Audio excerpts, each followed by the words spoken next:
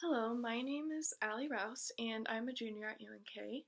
I am majoring in middle grades education with specialty areas in math and language arts.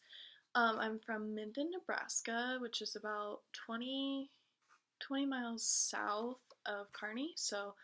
I'm able to go home quite a bit and see my family, and I have a little sister who's in high school, so it's nice to be able to get back when I want.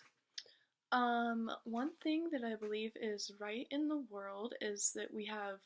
ready access to the internet, and which allows us um, to get to so much information, whether it's researching for a class or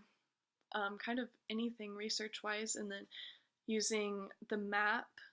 on your phone to get places, and social media for advertising, as well as online shopping, which I am a fan of. So just being able to access all that, and I kind of everyone can have access, whether it's in a public library or something like that. So we all have that ability. Something that I think is wrong in the world, or something that I don't like, is the lack of face-to-face communication skills, especially in younger people, and I sometimes even notice it in myself from being able to communicate online. And it kind of talks about that in the book in the first chapter, that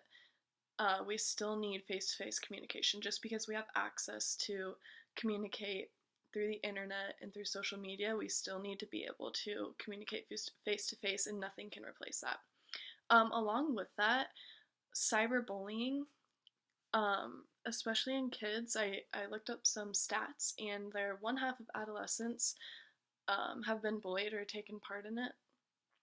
and then one third experienced threats over social media or the internet, and then one fourth have been repeatedly bullied by cell phone or internet, so through text or social media. And that is something that has got to stop, and it's also something that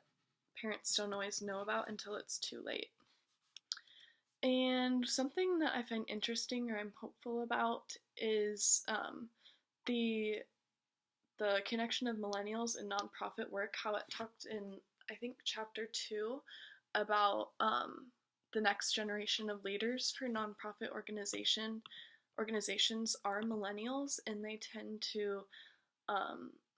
have passion, but only for a short period of time, and usually about things that aren't connected to nonprofits. And so when I read that, I kind of thought about myself, because I'm considered a millennial, and growing up with the internet and stuff like that, being the first generation to grow up with that.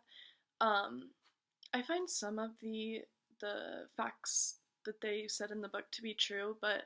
I can see myself working for a nonprofit, and I also drew the question of, what does this mean for the future of nonprofits if these leaders now, or the people running them, don't think that millennials can step into executive positions for these types of companies and organizations, and I mean, what are they going to do? So those were kind of the things I drew from the book, and um, just some stats from an online web source. So thank you.